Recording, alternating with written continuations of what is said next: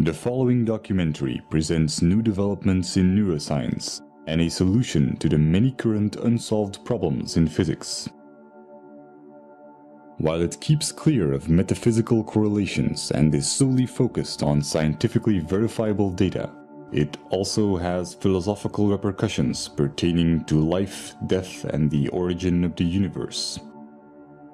Due to its many layers and density in presentation, it may require multiple viewings to fully comprehend its implications, even though considerable effort has been made to simplify the complex scientific concepts that are discussed. Furthermore, I would like to thank the author for allowing me to follow and report on his work, as he wanted to remain dedicated to his research and avoid becoming involved in its media coverage.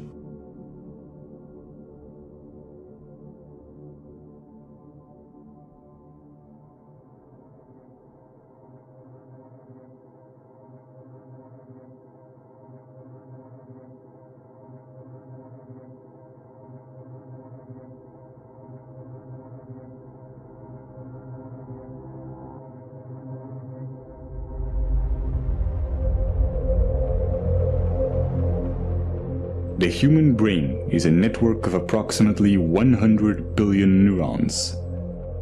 Different experiences create different neural connections which bring about different emotions. And depending on which neurons get stimulated, certain connections become stronger and more efficient, while others may become weaker. This is what's called neuroplasticity. Someone who trains to be a musician will create stronger neural connections that link the two hemispheres of the brain in order to be musically creative. Virtually any sort of talent or skill can be created through training. Rudiger Gamm, who was a self-admitted hopeless student, used to fail at basic math, and went on to train his abilities and became a famous human calculator, capable of performing extremely complex mathematics. Rationality and emotional resilience work the same way. These are neural connections that can be strengthened. Whatever you are doing at any time, you are physically modifying your brain to become better at it. Since this is such a foundational mechanism of the brain, being self-aware can greatly enrich our life experience.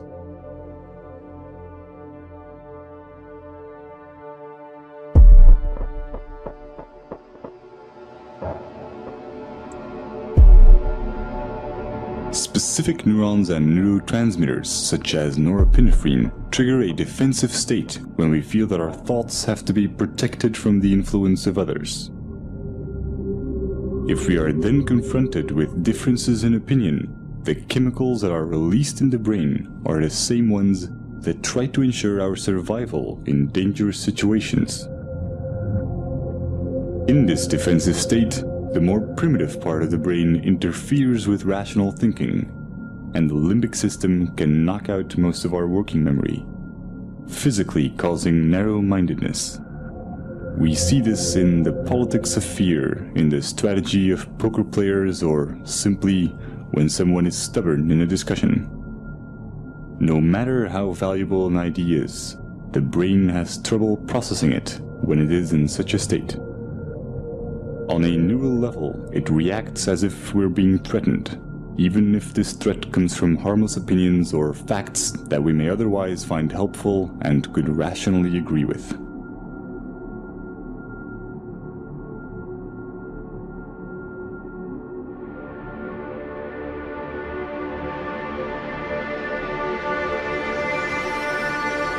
But when we express ourselves and our views are appreciated, these defense chemicals decrease in the brain, and dopamine neurotransmission activates the reward neurons, making us feel empowered and increasing our self-esteem. Our beliefs have a profound impact on our body chemistry. This is why placebos can be so effective. Self-esteem or self-belief is closely linked to the neurotransmitter serotonin. When the lack of it takes on severe proportions, it often leads to depression, self-destructive behavior, or even suicide. Social validation increases the levels of dopamine and serotonin in the brain, and allows us to let go of emotional fixations and become self-aware more easily.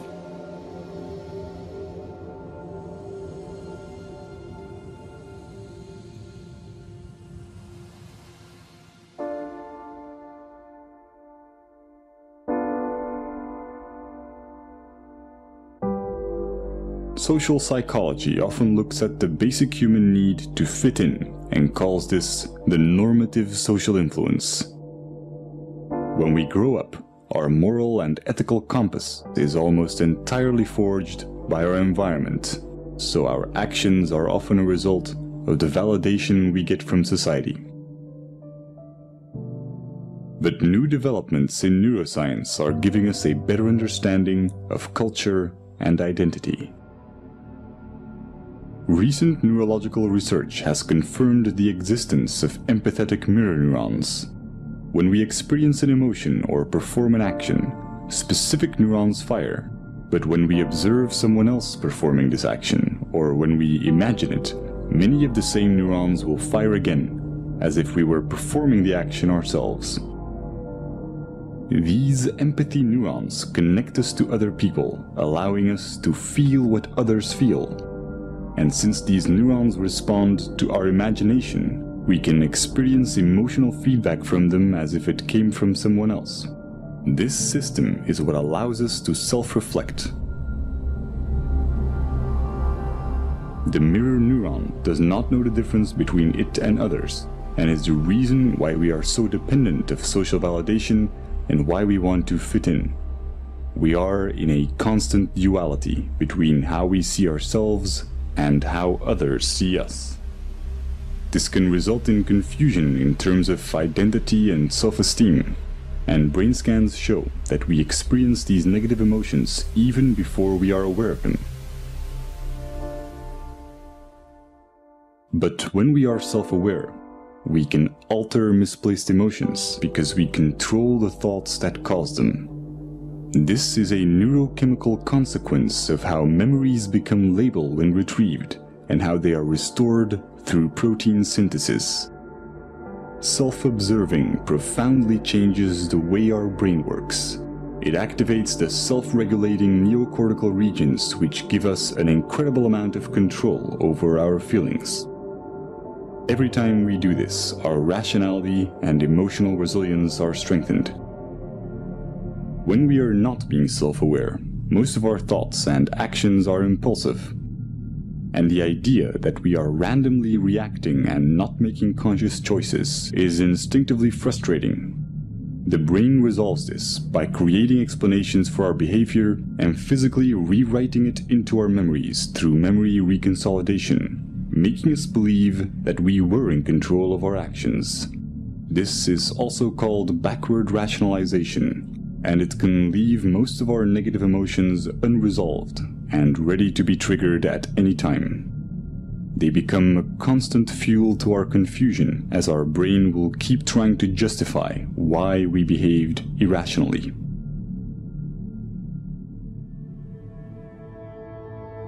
All this complex and almost schizophrenic subconscious behavior is the result of a vastly parallel distributed system in our brain. There is no specific center of consciousness.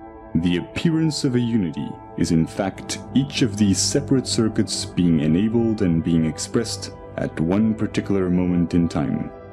Our experiences are constantly changing our neural connections, physically altering the parallel system that is our consciousness. Direct modifications to this can have surreal consequences that bring into question what and where consciousness really is.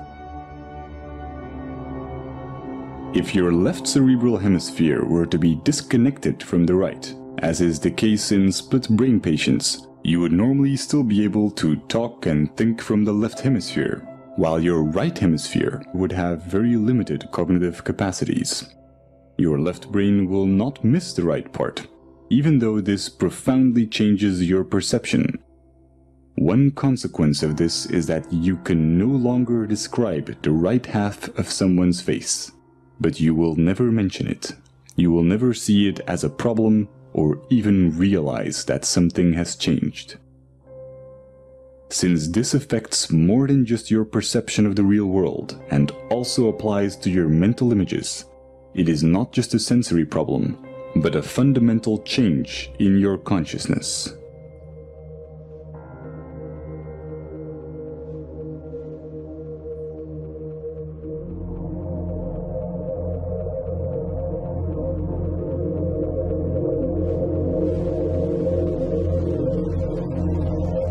Each neuron has a voltage, which can change when ions flow in or out of the cell.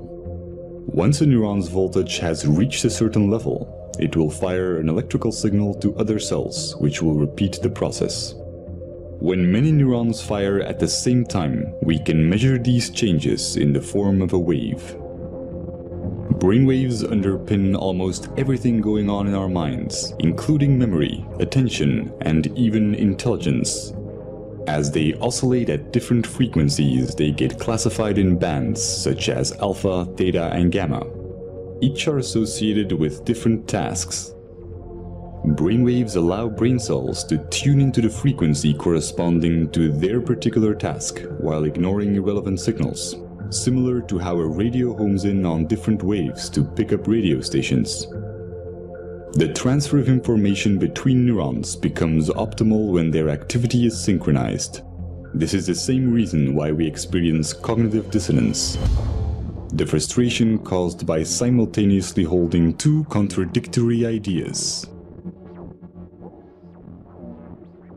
Will is merely the drive to reduce dissonance between each of our active neural circuits. Evolution can be seen as the same process where nature tries to adapt or resonate with its environment. By doing so, it evolved to a point where it became self-aware and began to ponder its own existence. When a person faces the paradox of wanting purpose while thinking that human existence is meaningless, cognitive dissonance occurs.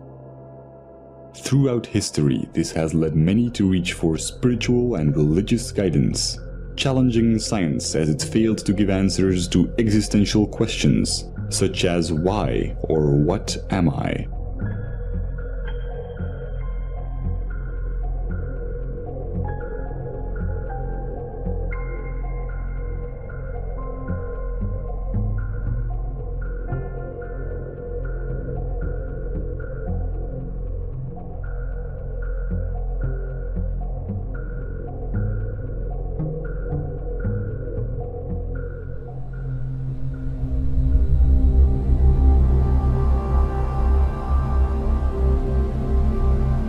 The left cerebral hemisphere is largely responsible for creating a coherent belief system in order to maintain a sense of continuity towards our lives.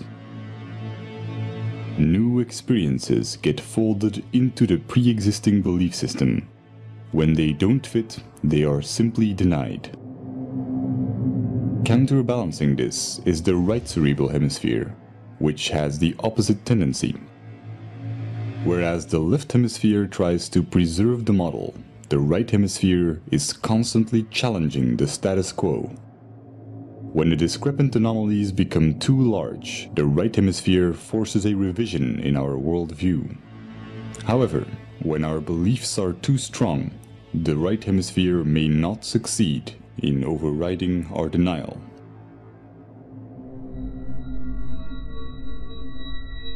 This can create a profound confusion when mirroring others. When the neural connections that physically define our belief system are not strongly developed or active, then our consciousness, the unity of all the separate active circuits at that moment, may consist mainly of activity related to our mirror neurons. Just as when we experience hunger, our consciousness consists mostly of other neural interactions for consuming food. This is not the result of some core self giving commands to different cerebral areas. All the different parts of the brain become active and inactive and interact without a core. Just as the pixels on a screen can express themselves as a recognizable image when in unity, the convergence of neural interaction expresses itself as consciousness. At every moment, we are in fact a different image, a different entity when mirroring, when hungry, when watching this video. Every second, we become different persons as we go through different states. When we use our mirror neurons to look at ourselves, we may construct the idea of identity.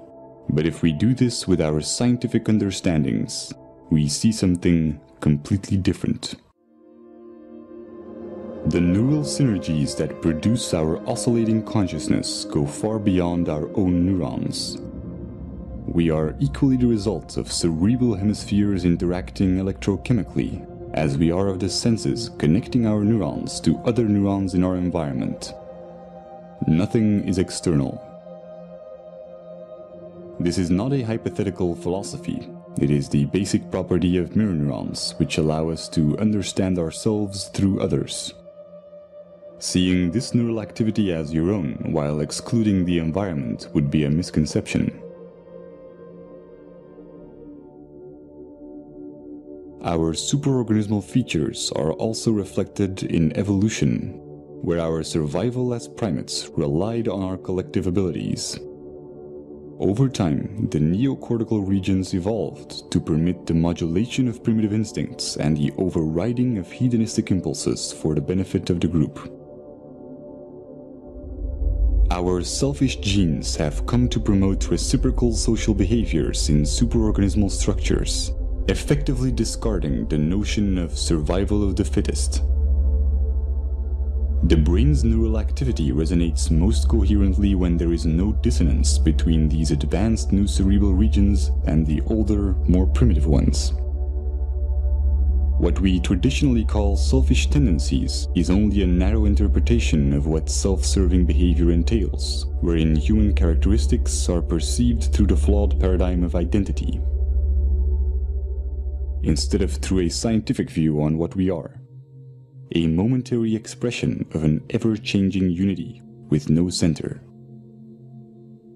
The psychological consequences of this as an objective belief system allow self-awareness without attachment to the imagined self, causing dramatic increases in mental clarity, social conscience, self-regulation, and what's often described as being in the moment.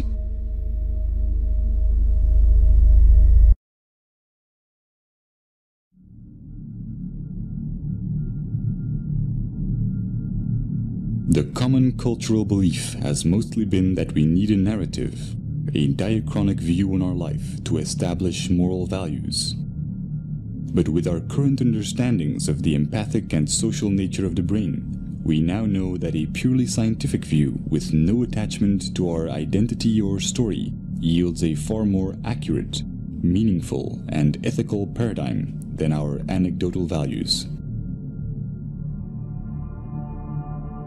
This is logical since our traditional tendency to define ourselves as imaginary individualistic constants neurally wires and designs the brain towards dysfunctional cognitive processes, such as compulsive labeling and the psychological need to impose expectations.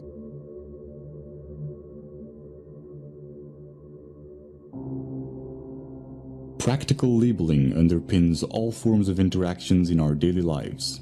But by psychologically labeling the self as internal and the environment as external, we constrain our own neurochemical processes and experience a diluted disconnection.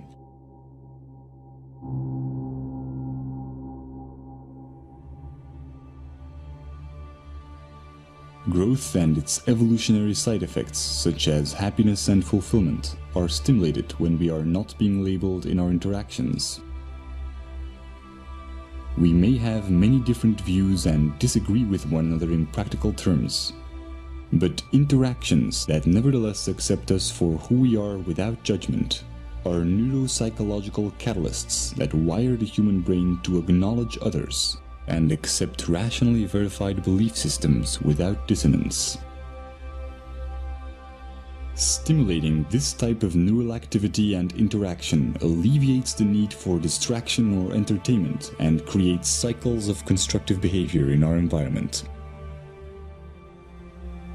Sociologists have established that phenomena such as obesity and smoking, emotions and ideas spread and ripple through society in much the same way that electric signals of neurons are transferred when their activity is synchronized.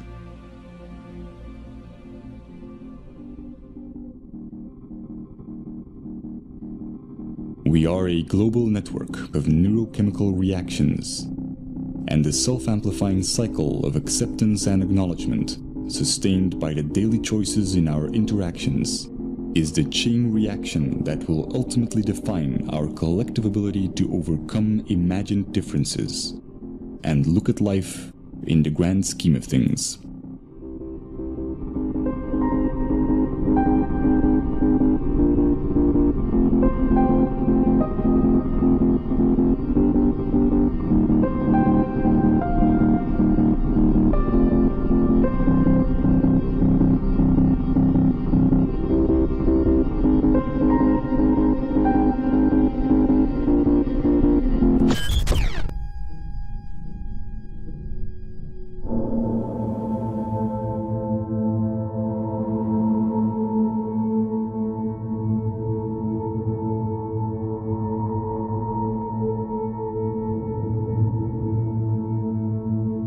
Throughout Chiren's ongoing research, I've made a simplified but comprehensive overview of his current findings. This is my interpretation of the first few months of his work on unifying quantum physics and relativity. While it may at times be difficult to follow due to the subject matter's complexity, it also has some philosophical implications which are addressed in the epilogue. Over the past century, many groundbreaking discoveries have led to scientific paradigm shifts in our understanding of the world. Einstein's theory of relativity revealed how time and space are the same fabric, while Niels Bohr's research helped us understand the building blocks of matter through quantum physics, a realm that only exists as an abstract physical description. Afterwards, Louis de Broglie discovered that all matter, and not just photons or electrons, has a quantized wave-particle duality.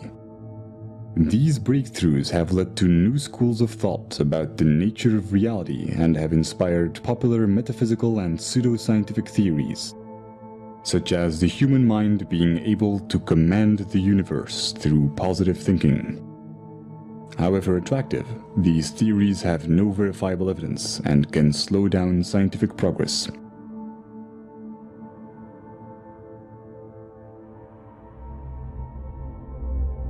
Einstein's laws of special and general relativity are applied in modern-day technologies, such as GPS satellites, where the accuracy of calculations would drift more than 7 miles a day, if consequences such as time dilation would not be taken into account.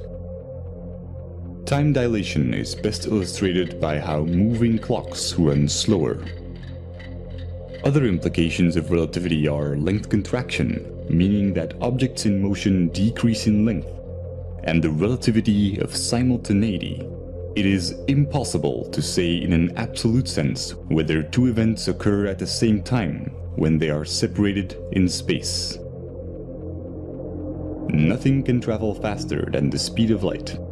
This means that if a bar of 10 light seconds long would be pushed forward, it would take 10 seconds before the action can take place on the other side. Without this time interval of 10 seconds, the bar does not exist in its entirety. This is not due to our limitations as observers, but due to an inherent consequence of relativity, where time and space are interconnected and cannot exist without each other.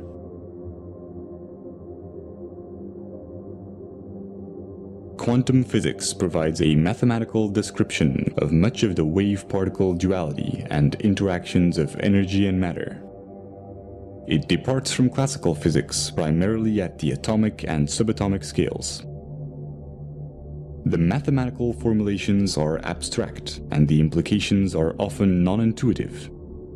A quantum is the minimum unit of any physical entity involved in an interaction. The elementary particles are the basic building blocks of the universe. They are the particles which all other particles are made of. While in classical physics we can always split things into smaller bits, for quanta this is impossible. As a result, the quantum world presents many unique phenomena that cannot be explained through classical laws, such as quantum entanglement, the photoelectric effect, Compton scattering, and many more. There are many exotic interpretations of our quantized world. The most widely accepted among physicists include the Copenhagen interpretation and the many worlds interpretation. Current trends show substantial competition from alternative interpretations such as the holographic universe.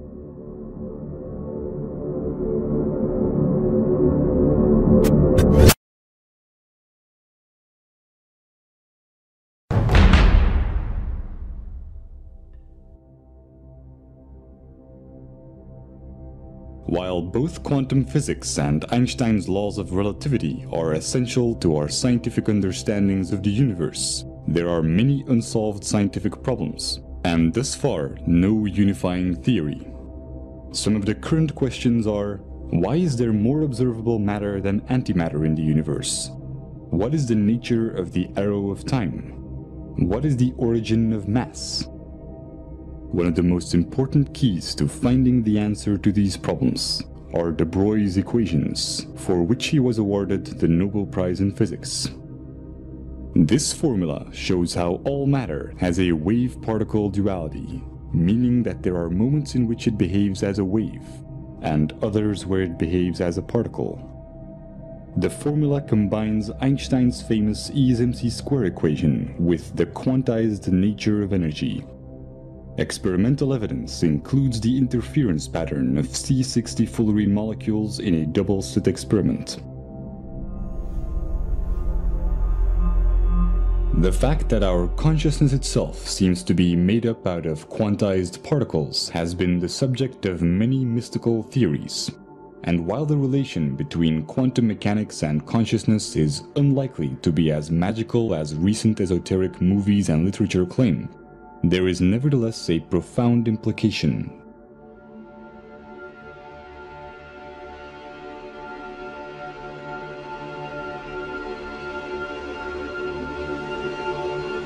As de Broglie's equations apply to all matter, we can fundamentally establish that C equals HF, where C stands for consciousness, H for the constant of Planck, and F for frequency.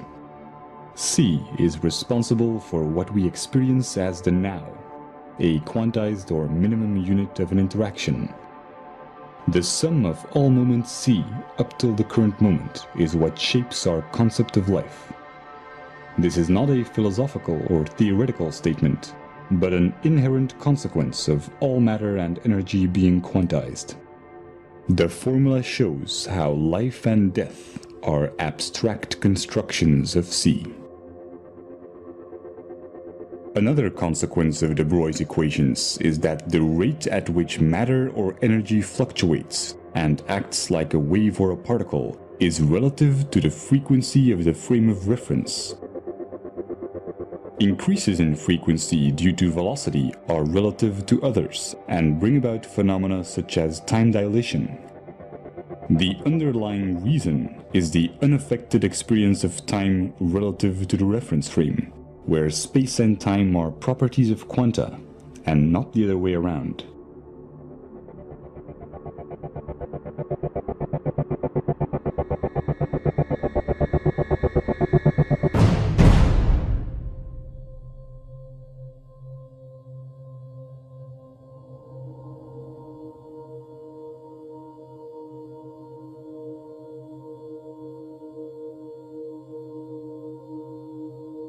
Antiparticles are created everywhere in the universe where high-energy particle collisions take place.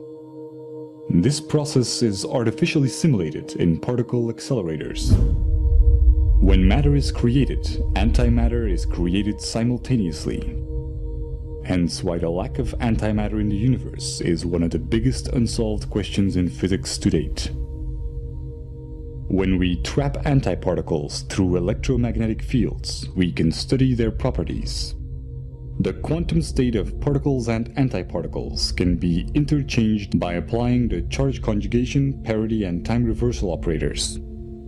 To clarify, if a physicist whose body was made of antimatter would do experiments in a laboratory also made of antimatter, using chemicals and substances of antiparticles, he would find almost exactly the same results as his matter counterpart. But when they would merge, immense energy would be released proportional to their mass. Very recently, Fermilab discovered how quanta such as mesons are switching 3 trillion times per second from matter to antimatter. When we study the universe from a quantized frame of reference C, we have to take into account all experimental evidence that applies to quanta. This includes how matter and antimatter are created simultaneously in particle accelerators, and how mesons switch back and forth between one and the other. This has significant consequences when applied to C. From a quantum perspective, every instance of C has an anti-C. This explains the missing symmetry or antimatter in the universe and is closely related to the arbitrary choice of emitter and absorber in the Wheeler-Feynman time-symmetric theory.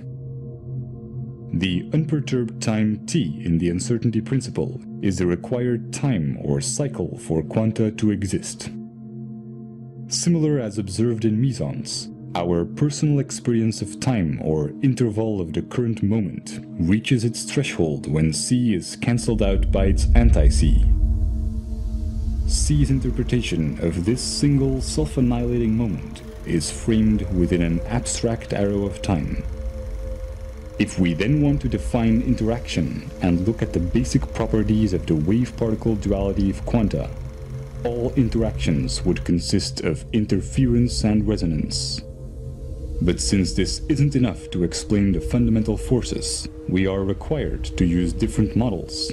This includes the standard model, which mediates the dynamics of the known subatomic particles through force carriers, and Einstein's general relativity, which describes macroscopic phenomena such as the orbits of planets, which follow a curvature or ellipse in space and a helix in space-time.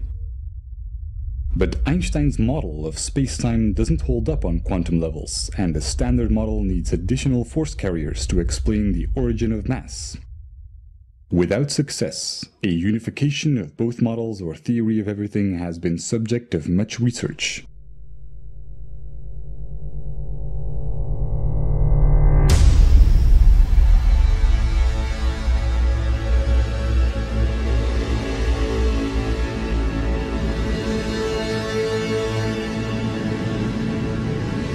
Quantum mechanics is merely mathematical descriptions, and their practical implications are often counterintuitive. Classical concepts such as length, time, mass, and energy can also be approached with similar descriptions. By building on de Broglie's equations, we can substitute these concepts with abstract vectors.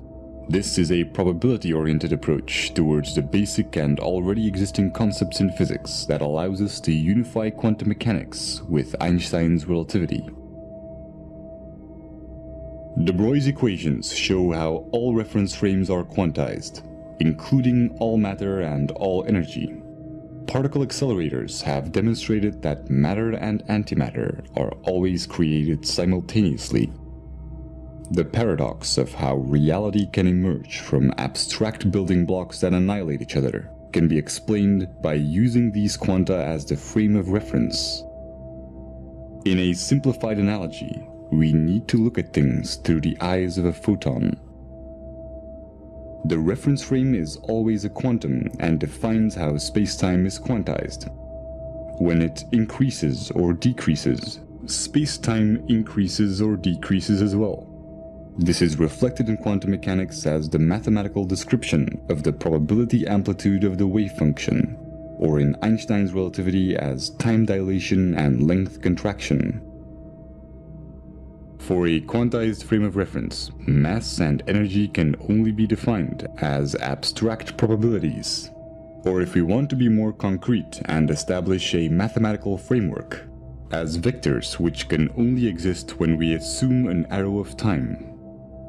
They can be derived as resonance and interference with the reference frame, which defines the minimum unit or space-time constant c, equivalent to the constant of Planck in quantum mechanics.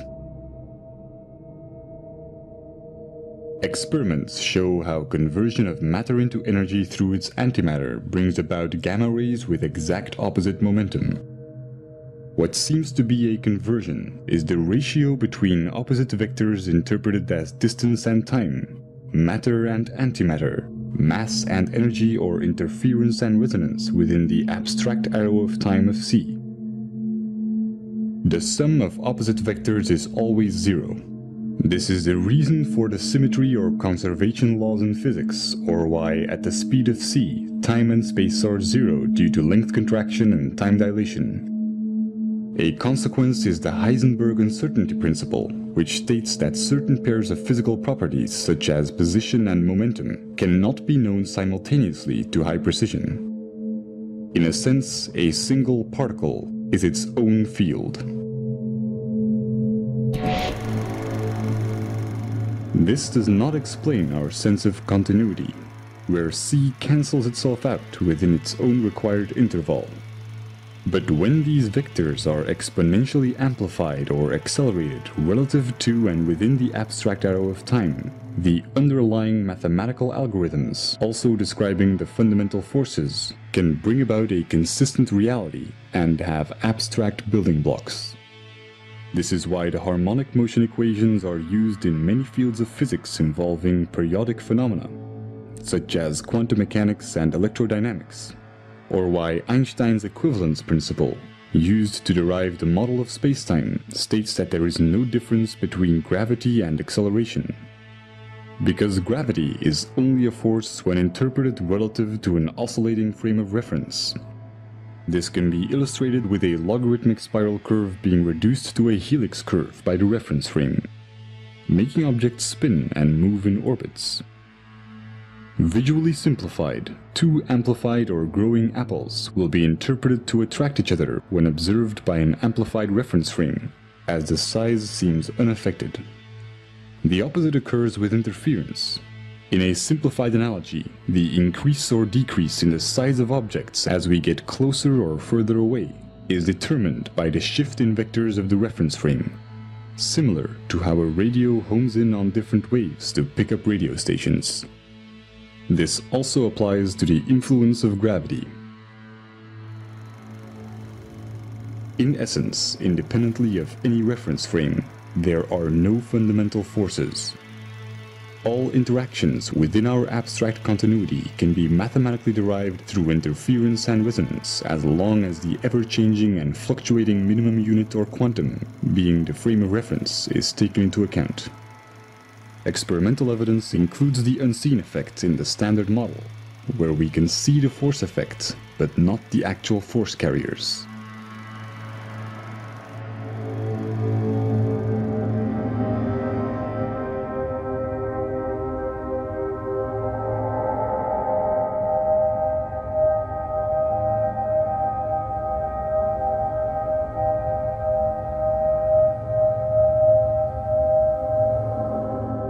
The consistent continuity of reality does not require quanta to have any specific sequence in time. A quantum is not subject to any notion of space or time and can occupy all of its possible quantum states simultaneously. This is called quantum superposition and has been demonstrated in experiments such as the double-slit experiment or quantum teleportation, where every electron in the universe, for example, could be the exact same one. The only requirement for an abstract arrow of time and consistent continuity or reality is the algorithm describing the pattern or abstract sequence of vectors. Since this continuity brings about our ability to be self-aware, it inherently makes us subject to its mathematical consequences, the fundamental laws of physics. Interaction is merely an interpretation of what is essentially an abstract pattern. This is why quantum mechanics can only provide mathematical descriptions, since it can only describe patterns within infinite probabilities. When a probability is expressed as C, The information necessary to describe the current moment or probability amplitude of C is also what embodies the arrow of time. The nature of the arrow of time is one of the biggest unsolved problems in physics and has been responsible for many new popular interpretations. The holographic principle, for example, a property of quantum gravity and string theories, theorizes how the entire universe can be seen as an information structure of only 2 dimensions.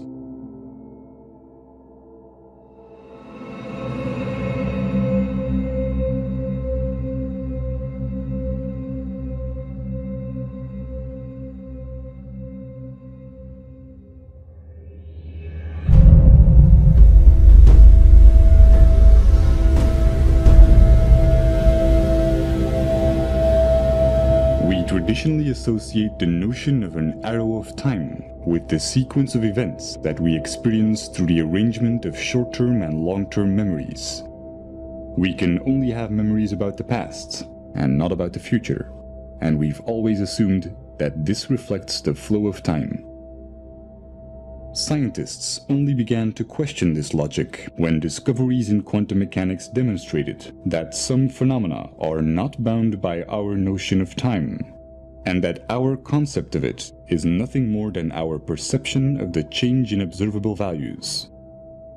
This is also reflected in time dilation and length contraction, which are part of the reason why Einstein established that time and space are the same fabric. In an absolute sense, the notion of time does not differ from the notion of distance. Seconds are equal to light seconds but cancel each other out.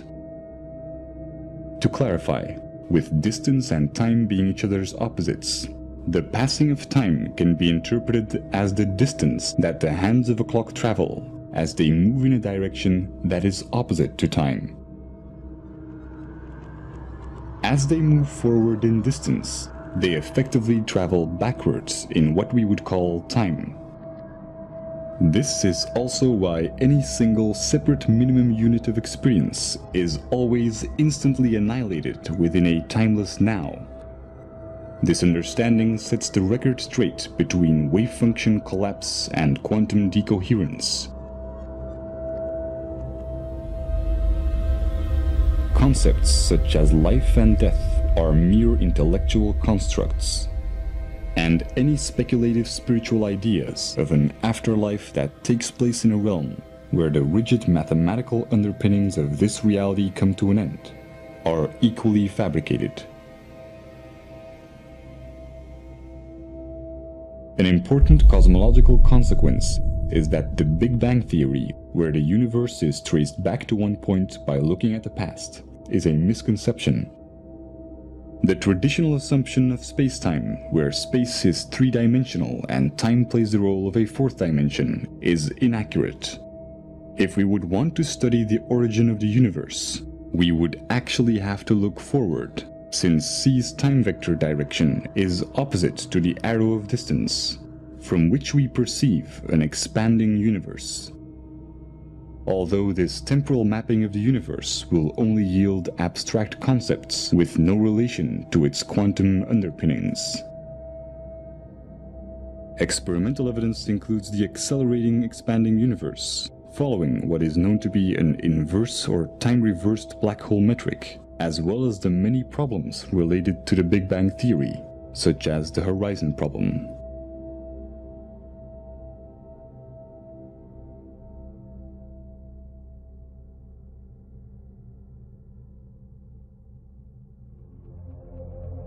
These derivations could bring up questions about free will, since awareness seems to only take place after the action within our perception of time. Most neurological investigations that have shed light on this question show that action is indeed taken before becoming conscious of it. But a deterministic point of view is based on an erroneous concept of time, as is illustrated by the mathematical probability descriptions in quantum mechanics. These understandings will be relevant for future neurological research, since they show how any neural circuit is a vector with direction, underpinning cognitive dissonance and interference or resonance within C. The ability to understand and consciously alter these directions, acquired through billions of years of evolution, confirms how important our belief systems are in expanding our awareness, and how they affect our working memory, which is responsible for the extent to which we can make connections and for the neural processes that create meaning. It also explains how artificial awareness will require a network of independent processors instead of a linear sequence of complex algorithms.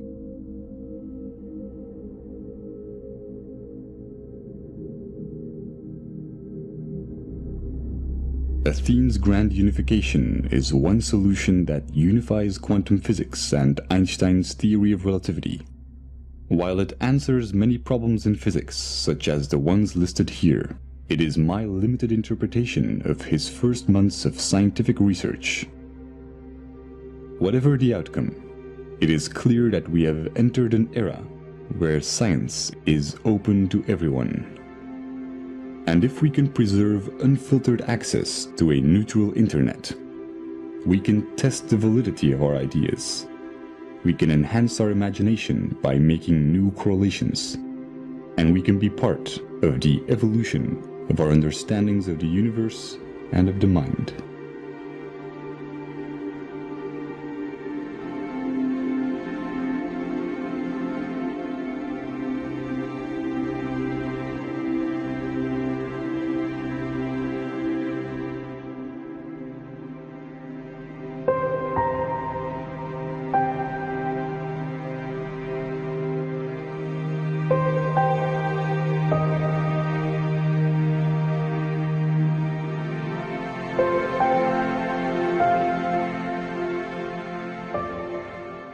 In quantum mechanics, we have learned to approach reality differently and see everything as probabilities instead of certainties. In a mathematical sense, anything is possible. As well as in science as in our daily lives, the extent to which we can calculate or figure out probabilities is determined by our intellectual capability to recognize patterns. The less biased we are, the clearer we can identify these patterns and base our actions on reasonable probabilities.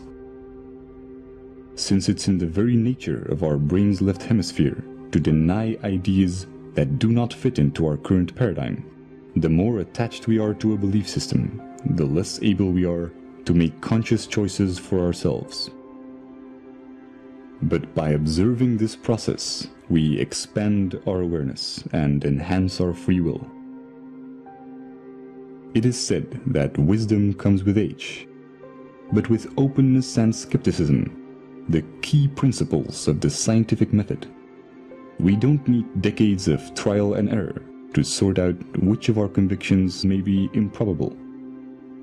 The question is not whether our beliefs are right or wrong, but whether or not being emotionally attached to them is more or less likely going to benefit us.